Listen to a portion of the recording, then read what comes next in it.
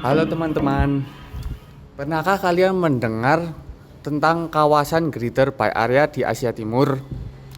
Mungkin menurut kalian kawasan ini terdengar asing karena kawasan ini sedang menjadi pusat inovasi dan pusat ekonomi yang bahkan bisa mengalahkan Silicon Valley di Amerika dan Tokyo Bay Area di Jepang. Baik, jadi Greater Bay Area ini merupakan proyek integrasi ekonomi yang diinisiasi oleh Tiongkok. Proyek ini dimulai sejak tahun 2017 dan wilayah ini meliputi 11 kota, yaitu Hong Kong, Shenzhen, Guangzhou, dan tentu saja Makau. Lalu tujuan besarnya apa sih? Yaitu menyatukan kekuatan teknologi, keuangan, dan budaya untuk menciptakan mega region yang berkelas dunia, yang saling terhubung dan kompetitif.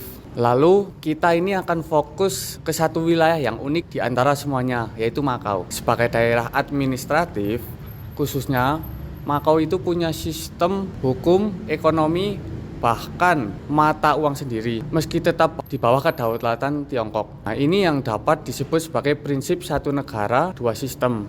Makau memanfaatkan status ini untuk menjadi penghubung antara Tiongkok dan negara-negara yang berbahasa seperti Portugis, Brasil, Angola, dan Mozambik. Tapi seperti yang kita tahu, Makau selama ini sangat bergantung pada industri kasino.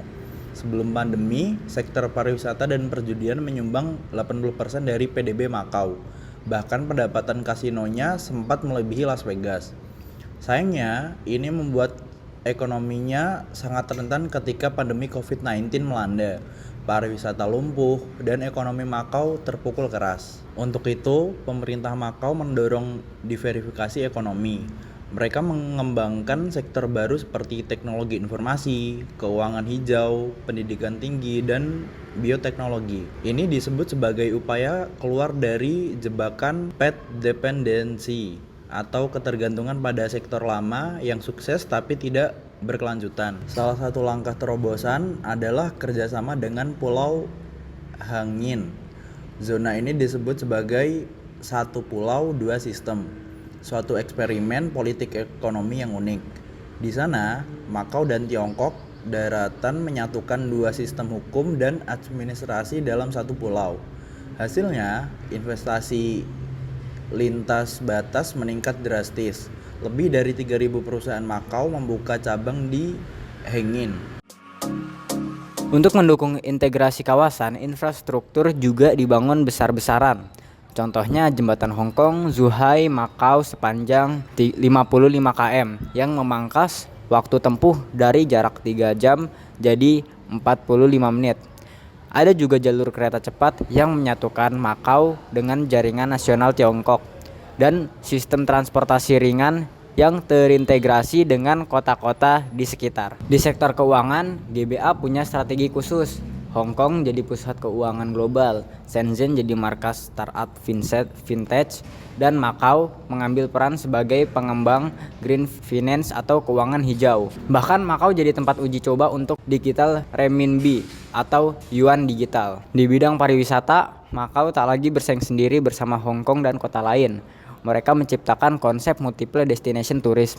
Wisatawan sekarang bisa menjelajahi berbagai kota GBA dalam satu perjalanan, mulai dari budaya kolonial, gedung pencakar langit Shenzhen, sampai pasar tradisional di Guangzhou. Ekonomi kreatif juga tumbuh di bidang film, seni digital, game, dan semuanya dikembangkan lintas kota dan juga lintas batas. Di bidang pendidikan, integrasi juga terasa.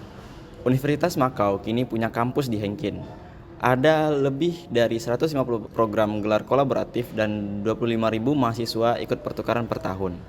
Ini bukan sekedar kerjasama, tetapi investasi jangka panjang dalam sumber daya manusia regional. Lalu, apa dampaknya terhadap kawasan? GBA memicu reaksi dari tetangganya. Tokyo dan Seoul memperkuat sektor teknologi dan inovasi. Singapura merasa tersaingi dan memperkuat spesialisasi di keuangan Islam dan logistik. ASEAN merespon secara adaptif. Vietnam misalnya, semakin masuk ke rantai pasok elektronik GBA. Indonesia sendiri aktif membangun kerjasama lewat proyek seperti kereta cepat Jakarta-Bandung. Tapi ini bukan hanya soal ekonomi. GBA juga menjadi alat diplomasi Tiongkok. Dalam konteks persaingan dengan Amerika Serikat, keberhasilan GBA bisa jadi etalase soft power dan model pembangunan alternatif. Bahkan, konsep satu negara dua sistem di GBA dipantau dunia karena bisa jadi acuan reunifikasi Taiwan di masa depan. Tentunya semua ini tidak tanpa masalah. Ketimpangan antar kota, pencemaran lingkungan, krisis perumahan, dan koordinasi kebijakan antar sistem hukum semuanya jadi tantangan besar. Nah, pertanyaannya, apakah GBA bisa menjadi model integrasi regional berkelanjutan atau hanya mega proyek ekonomi sesaat? Yang jelas, Makau bukan lagi sekedar pusat judi. Makau telah berubah menjadi pemain strategis dalam proyek integrasi regional paling ambisius di Asia Timur. Greater Bay Area adalah masa depan Asia dan Makau ada di pusatnya.